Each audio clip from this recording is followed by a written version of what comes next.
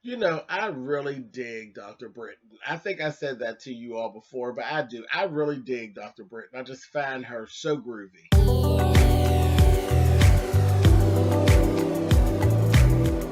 And I'm like, come on through, Cookie. I'm going up on my soapbox. That's basically it. Let's talk about drag and all its forms.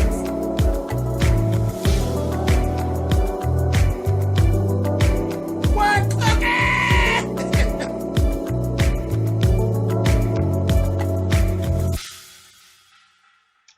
Hey guys, thanks so much for clicking on the video. This is my review for Married to Medicine LA, and this is season 1, episode 6. We start right off. We got Noelle and Asha.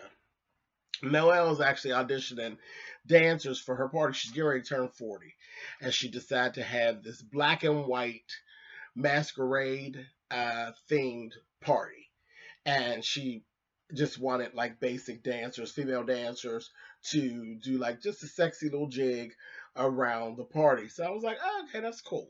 So she was auditioning them, and in the midst of all that, you know, her and Asha used to be professional dancers. That's when we found out that she actually used to dance backup for MC Hammer. I said, oh, so you really used to can buck, Miss Noel. Because ain't nobody danced backup for Hammer and didn't buck. MC Hammer has some of the fiercest dancing females of that time on stage with him. Because that Oaktown 357, them girls got it in. You hear me? They got it in. They danced real hard. I loved it. I loved MC Hammer, child. And you went to an MC Hammer concert, you knew you had been somewhere, baby. You was drenched in sweat, and your arms and your back was hurting from getting it. Child, listen, you folks my age, y'all know what I'm talking about, honey. Pump it louder. Chop, can you feel it? Chop, you be all sore as shit, and you ain't even been on stage. Loved it. But anyway, so yeah, so we know Noelle, you must have really used to get down back in the day. I said, all right now. So that was cool. At that time, she basically did tell Asha, listen, your girl Shanique is actually going to be here. You know, if I had my way, I wouldn't have actually invited her. I would have chosen you because you my girl. And she said, but the invitations had already been out, so it is what it is. That's kind of silly, you all. You should be able to invite all of your friends to your party when you turn 40, and they should all be able to act accordingly. Now that's what real adults do, but okay. But we know Asha's turning out to not be a real adult, so it just kind of Asha's baby fat. But okay. Anyway, we got Shanique and her daughter were actually speaking for a little bit, and the daughter's going through a whole little thing with a mean girl that's basically not letting her into the fold. And I was kind of looking like, well, what is this that you're trying to teach her? Because, see, my lesson to my little girl would have been you don't need to be in the fold. You don't need to be in with the crowd that doesn't want you in. To hell with them. That would have been my lesson. You know, but her daughter, and I'm listening to her, the daughter got a better handle on it than Shanique. She, as Shanique was telling her, you know, I have a problem with a girlfriend of mine too. And she told her, well, did you apologize? I said, the damn daughter got more sense than the mama. But, you know, well, moving on. And speaking of mamas, baby, we got Miss Paula, honey. And listen, I'd about fell in love with Miss Paula, okay?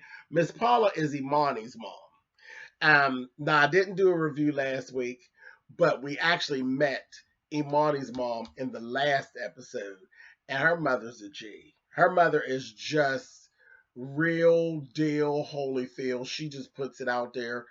This is what it is. And even when Imani's wrong, she tell her, that ain't right. That ain't right. Because she told Imani that little stuff you said about Jasmine's husband. How would you have felt if she said that about you? You know, she brought it all together. I liked me some Miss Paula. But anyway, they went on and they got telling this whole thing about her dad. And the dad hasn't really responded back at all. Then we found out there's a sister that's also in Texas. And Imani was saying, the sister is basically, she's a hard worker. She has a son, just like Imani. Their lives are a lot parallel. But, she was saying, maybe me and her will be able to really forge a decent relationship. It's been like 14 years, I think she said. Like 14 years, they've been kind of like talking over texts and emails, but they've never even FaceTimed or anything. And her mother just stopped her and said, "Do you hear yourself? You really are sounding desperate right now. Like you're desperate." And that's I was getting that too. Like you want your dad, but if you can't have your dad, you'll take your sister. I was like, "Ooh, you really wouldn't want your sister to feel that way." You know what I mean? Have the relationship with your sister because you want to have a relationship with your sister. And sisters, there's nothing more beautiful than the love between two sisters when they really love each other. It's something phenomenal to watch. It really is. When two sisters really love each other, it's something. And brothers is cool too, because my brother, he have his own way, and not Chet.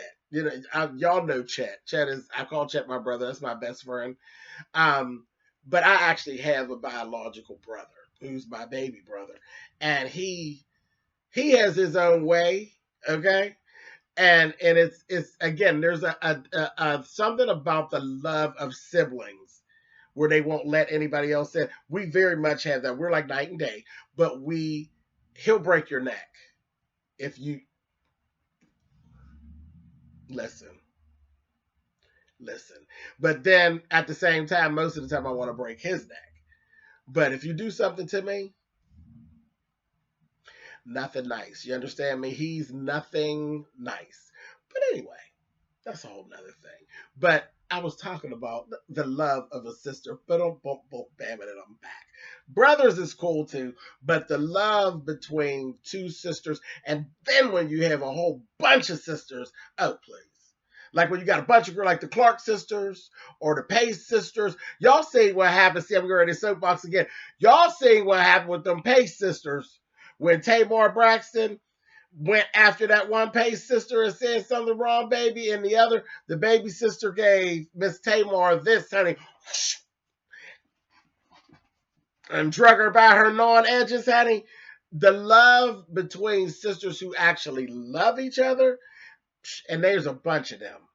There's about 6 or 7 of them. It's something gorgeous to watch. It really is. Okay, I'm going because I'll be into something that I could do a whole nother video. Maybe I will about the love between siblings. Yeah, we'll talk about that later.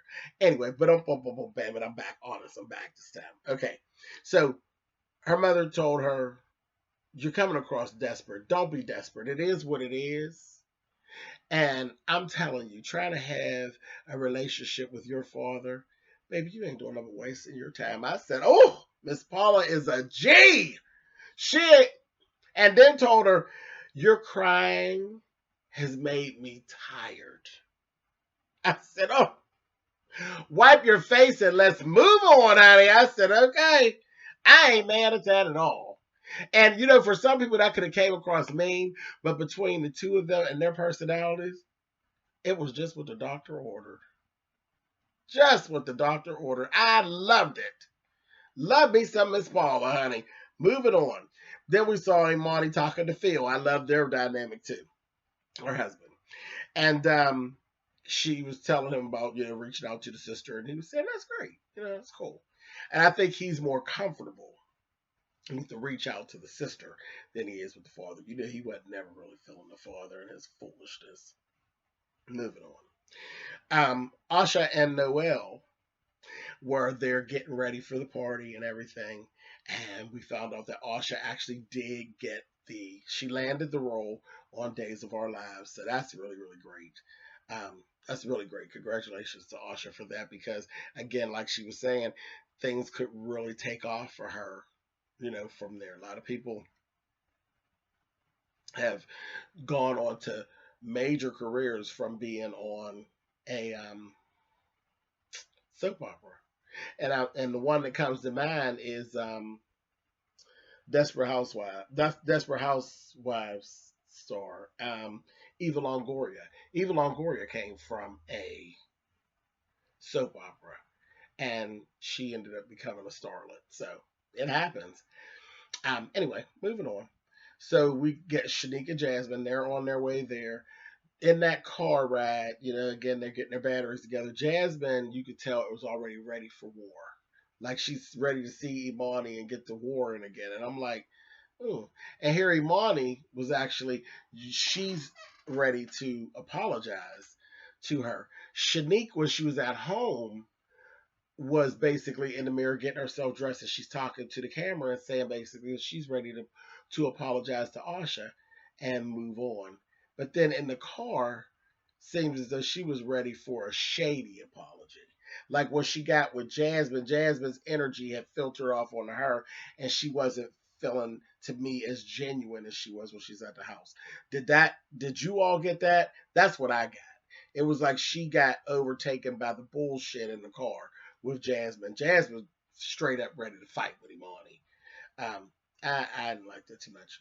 Now let's just talk about these outfits of these girls.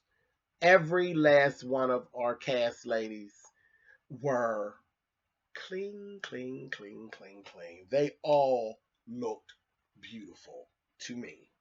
I think they all were in black, and I think they all looked like seductress and very sexy and sensual, and everybody got it right.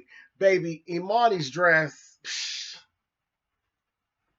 that heifer was wearing that. You hear me? No back, two slits, and a sweep train. I said, come on, bald head. Come on, bald head. And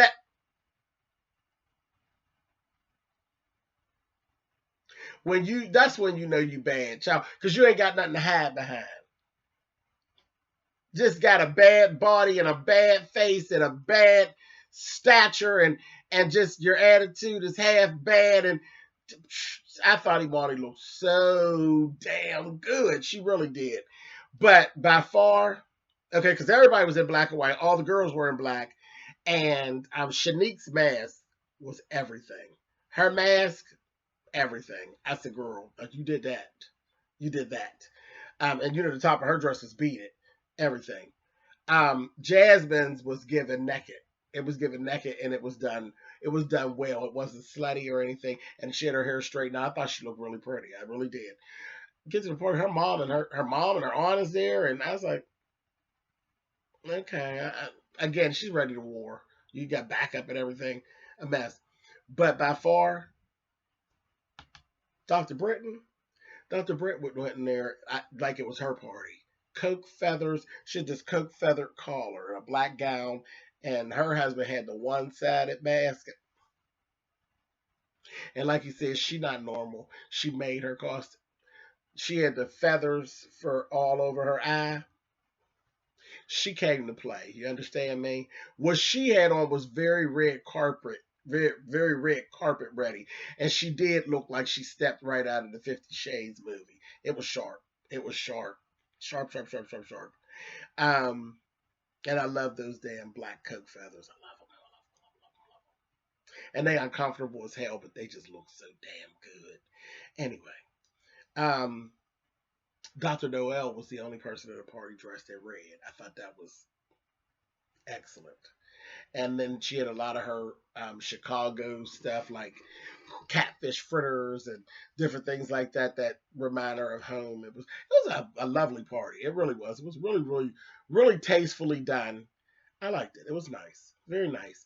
Um, Imani goes up to Jasmine to do her apology. She stepped away. Her aunt was standing at the table. Shanique was standing at the table, and her mother was standing at the table. They're like, no, no, no, you can talk to her here. I was like, ooh, that energy's nasty. And Imani apologized to her. Very much sincere apology, which was, I was like, it took us 2 weeks to get to it. But very sincere apology. And Jasmine shit all over that apology. All over it was given. No, I do not accept your apology. I was like, okay, fine. And Imani was like, woosah. I was like, girl, ain't no thing. That's when you take your badass dress, you say, okay, and you saunter. Because the dress that she had on, that's how you saunter. She ain't got no hair. And you saunter away and you don't worry about it. And you never speak to the bitch again. That's how you do that. But she sat there, she got herself together, she was explaining herself, and Jasmine just wasn't, turn down. It was real nasty. It was very nasty. I was like, I don't, you know what, whatever Imani does from here on with Jasmine, it just is what it is. And Jasmine's fine. She's all within her rights not to accept an apology because you know I'll do it in a minute. Won't accept an apology. And I don't care. I don't want any more. But see, that's the difference between me and Jasmine. Jasmine wants something else. She wants Imani to continue apology. When I don't accept, I ain't accept because I ain't had no intention on accepting. I don't want nothing to do with you. Going away from me before I hit you with my clutch. But yeah, Jasmine's playing games, and ain't nobody got time for that. So that was that. Then we met Sahara. Sahara is a friend of Noelle. She is actually her yoga coach, and she is like a what does she call her? An inquisitive something like a damn seance leader. She's a goddamn crystal ball bandit, is what she is, honey. So she takes all the girls up there, and the woman's supposed to intuitive. That's what she is, an intuitive. So she's supposed to sit with them and say, whatever. Well, Sahara, we only got through half of it. She was mean as hell to Britain. She was mean, and I was like, "Whoa, hey, don't do that shit. You ain't being mean to Britain. Half up." So she was mean to Britain to the point where Britain was like, "Girl, what are you talking about?" She's like, "I'm out of here," and she left. She went on back downstairs like, "Man, fuck her." I was like, "I love that Britain, Natty. Love her. She's regular old round the way filet. Hey, I like her." She went on down the steps, and then the next thing you know, she was mean as hell to Jasmine. And even with Jasmine's bullshit, I ain't like that. But of course everybody was kind of agreeing because she said there was a dark cloud around you and your husband, and you don't want to tell me his name. And I was like, oof. But she was mean, and then she says, "Well, I'm just gonna leave this alone." She starts spraying shit, and she's like, "I'll just leave it alone." She said, "Yeah, just leave it alone." She gonna say, "I will." I was like, "Wait a minute, Sahara." I was like, "Now, Noelle, I don't know where you got her from, but she don't know how to act and she don't know how to talk to people with her simple looking self." So that was kind of it for right there, and it did it to be continued.